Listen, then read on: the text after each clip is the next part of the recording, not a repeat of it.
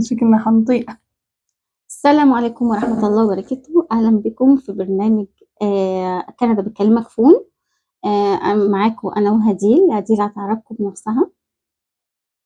السلام عليكم، أهلا فيكم كلكم. أكيد راح تكونوا مبسوطين معنا وبرنامجنا يعني بلكي إحنا نقدر نحاول إنه نساعد أو أقل ما فيها نوصل كلامكم للناس.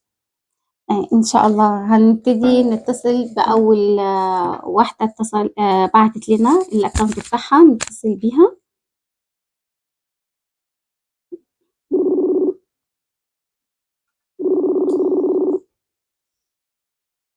ألو، السلام عليكم. عليكم السلام ورحمة الله وبركاته. ازيك يا مدام هناء؟ الحمد لله تمام. ازي حضرتك، عاملة ايه؟ الحمد لله تمام. انا مبسوطة قوي ان انا بشارك مع حضرتك يعني. وانا مبسوطة والله، ومعايا كمان اختي وصاحبتي هديل معايا النهاردة في البرنامج، هنستضيفك احنا الاثنين، واحنا الاثنين ان شاء الله نقدر نفيدك بالاسئله اللي حضرتك عايزه تساليها. ان شاء الله هي هتعرفك بنفسها. اهلا بيها. هلا حبيبتي، مش هي اللي كيفك؟ بتظهر معاكي في بالظبط. التصوير؟ أيوة. هيا أنا هيا. أهلا حبيبتي، كيفك؟ شو أخبارك؟ الحمد لله. انتي منين؟ كنتي في دولة عربية فين؟ أنا من الأردن. اهلا بيكي، اتشرفت بيكي. أهلا بيكي، الله يسعدك حبيبتي.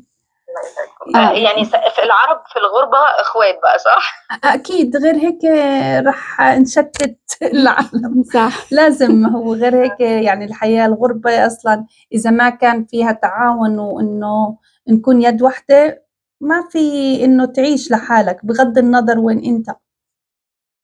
مم. فلازم يعني هي ليها متطلبات كتيرة صعبة، يعني وجودكم بره بيوتكم بره بلدكم دي حاجة أكيد صعبة قوي عليكم، صح؟ of اكيد course، طبعا. يعني مش إنه سهلة، بس إحنا مع صحبتنا والناس المنيحة اللي بتعوضنا بتلاقيها شويه. بتعوض إنه أوكي إنه نعيش الحياة ويعني امم تكون أوكي معنا، وإنه منيح هلا في الإنترنت وهذا بيقرب الكل، ويعني إنه حلو إنه ما بتحس حالك كتير إنك غريب أو في غربة.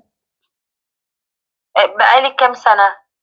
أنا تقريبا 18 years، 18 سنة. ما شاء الله ما شاء الله. طب عمر. ومدام هانية بقالها كام سنة؟ انا بقالي 6 سنين. ما شاء الله برضو يعني. طب ايه أصعب موقف مر على كل حد فيكم هناك؟ يعني حسيتوا فيه ساعتها انك لو الواحد يقدر يفتح الباب ويلاقي نفسه في بيت أهله؟ كتير مواقف.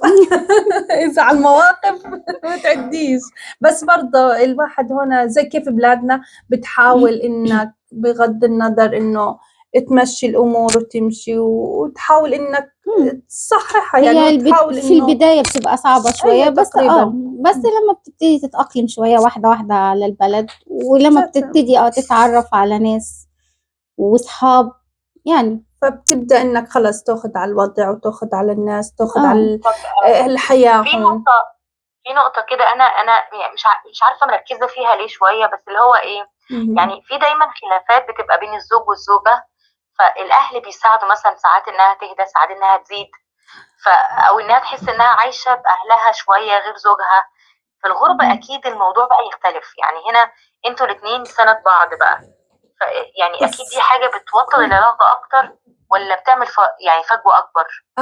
يعني هو يعني حسب الفاميلي، حسب الأسرة، حسب إنه أنت في غربة لازم تعمل خلص ديليت للحياة، يعني إنه معلوماتك وحياتك حتكون مستقرة فيك في نفس البلد اللي أنت فيها، فطول ما أنت بتفتح مجال يعني لأهلك أو لحدا خلص، لأنه أنت بعيد عنهم، فإذا بتعطي مجال إنك تعطيهم دايما معلوماتك، دايما أمورك، دايما تخليهم يتدخلوا، هذا اللي بيسوي تقريبا الأمور بس طول طب ما هو أنت خلص.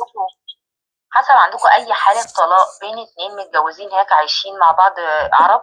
كتير صارت، في حاجات طبعا، كتير مش بس شوي. طبعا ده طبعا يرجع ملوش دخل لان بالعيال لا مش بالفاميلي، نو. ده يرجع طبعا لطبيعة الراجل نفسه، لان بيبقى الراجل هنا لما بيجي بيلاقي ان هنا الحياة طبعا مختلفة. ومش بس الراجل كمان إمم. الست هون إنه في ناس لمّا تيجي هون خلص بصير معها الpower إنه هي that's it ليش أنا بدي أعيش مع حد ما دام هو خلص ما في احترام، ما في التزام، ما في يعني أي نوع من الأسرة إنه هذا